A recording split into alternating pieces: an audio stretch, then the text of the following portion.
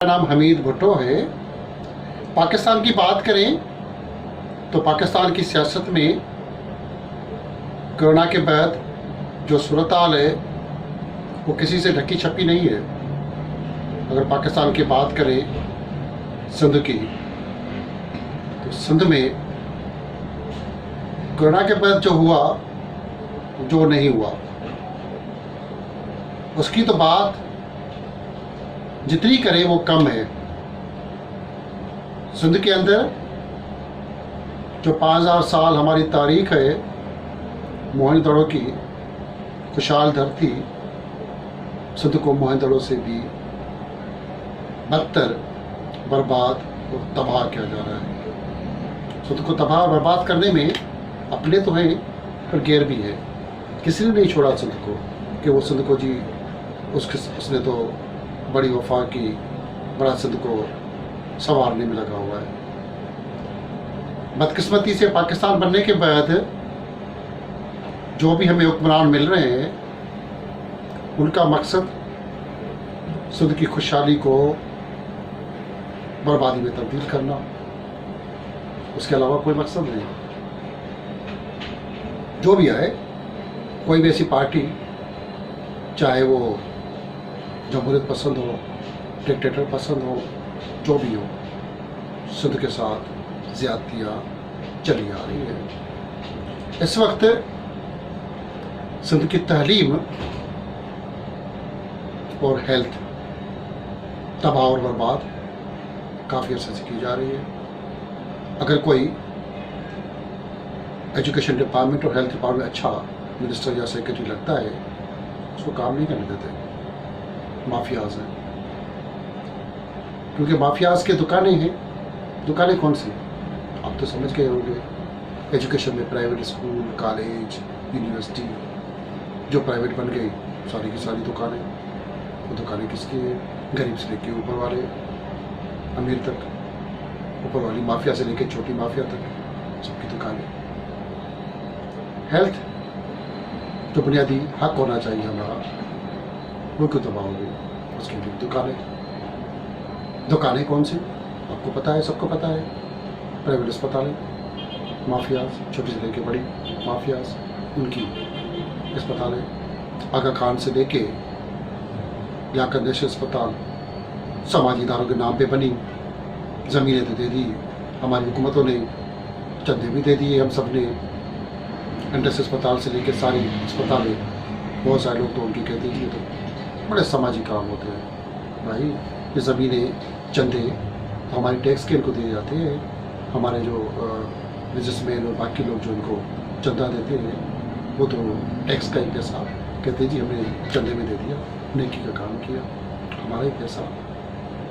कहाँ इलाज होता है? अब कोरोना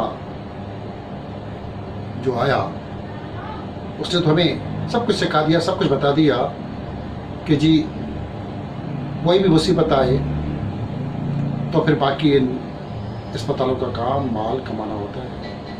सरकारी अस्पतालों में जो हो रहा है, अगर आप जाके दिखा दें, अब किसी भी सरकारी अस्पताल, प्राइवेट अस्पताल में चले जाएं, आपको बुखार, खांसी, नज़ला, जुकाम और जिस्म में दर्द हो तो लाश मिलेगी।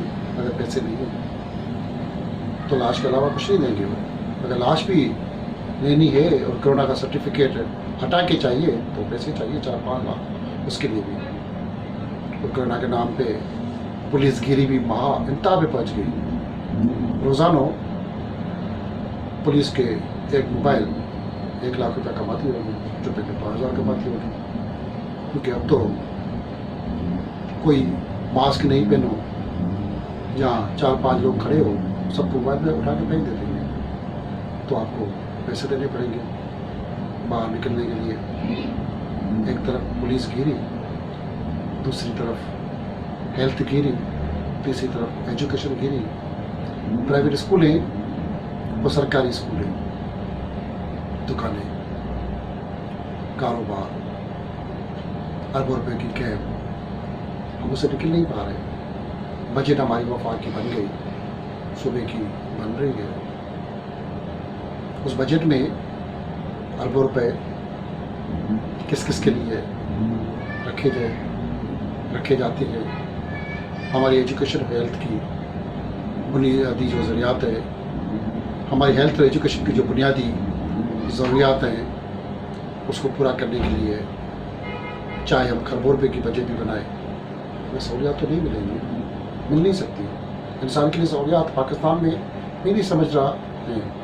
अब तो मौत भी उसके लिए सहूलत के लिए नहीं है, अब तो कब्र भी इंसान की पाकिस्तान में आसान नहीं है लेना। अगर कोरोना का टप्पा लग गया तो आप दफन भी नहीं हो सकते, जलाए भी नहीं जा सकते। और कोरोना के नाम पे कोई कब्रिस्तान आपको कब्र नहीं देगा कि आपको दफन कर सके। दादू से लेके मुख्तलिफ वाक़यात आपके सामने हैं कि एक सेठ केवल राम जब उसको आखिर समात में चलाया जा रहा था तो लोग चला नहीं दे रहे थे। ऐसे ही कराची से लेके ओबाड़ो तक, ओबाड़ो से लेके इस्लामाबाद तक, इस्लामाबाद से लेके वाना तक, जहाँ भी देखे इंसानों के लिए कोई इतनी सहूलियात नहीं है। हम बात तो करते हैं कि जी हमारे सूबे के अंदर तो गवर्नमेंट कहती है जी हमने तो लोगों के लिए दूध की नदियाँ और शहद की जी नहरें और वाईफाई थर को बना दिया। लोग मर रहे हैं। थर में चंद दिन पहले की बात कर लूँ कि पानी नहीं है तो लोग अपना पानी निकालने के लिए एक नहर बना रहे थे। 4 जवान उसमें रेत में दस के, मिट्टी के तोदों में दस के मर गए। हमने तजद भी नहीं करेंगे, बात को छुपाएंगे। ऐसे ही हर शहर की हालत है। रोज़ाना की बुनियादों पे सैकड़ों लोग मर रहे हैं मुख्तलिफ बीमारियों में। अब तो अस्पताल में चले जाए कोरोना के खौफ से, आपको दिल का आर्जा हो, कैंसर हो या कोई भी मर्ज़ हो तो जी कोरोना है, कोई आपको पूछेगा नहीं। पैसे हैं तो आपको सब पूछ लेंगे। बड़ी अस्पतालें, सरकारी अस्पतालों से और प्राइवेट अस्पतालों से गेट पे अगर पैसा नहीं है तो लाश लेके आएंगे।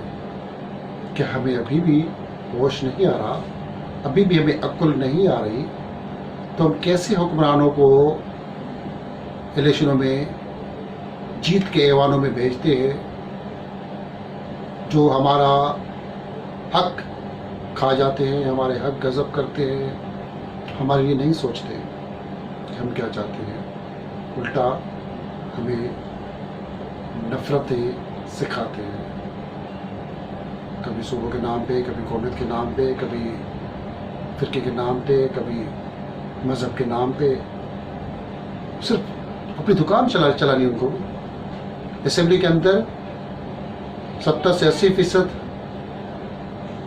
सियासत के नाम पे चोर, लुटेरे, दुकानदार, माफिया, क्रिमिनल लोग बैठे हुए हैं। उनका रिकॉर्ड चेक कर लें, क्रिमिनल लोग, हमें पता है कुछ नहीं कह सकते क्योंकि वो ऐवानों में बैठे हुए हैं। भत्तागीर, कब्जागीर, लोगों की जायदादें जब्त करने वाले, सरकारी ज़मीनें हड़प करने वाले लोग ऐसा कब करेंगे, कैसे करेंगे? क्या हम नहीं कर सकते? क्या हम ऐसे ही मरते रहेंगे वबाओं में, दहशतगर्दियों में, तालीम का नहीं होना, पैसे का नहीं होना, भूख, मुफलसी, अफलास के लपेट में? हमारा मसला क्या सिर्फ राशन लेना है, भीख लेना है, चंदा लेना है? लोगों के पीछे हम दौड़ रहे हैं, भीख के पीछे, चंदे के पीछे, राशन के पीछे। हमें राइट लेना नहीं आता।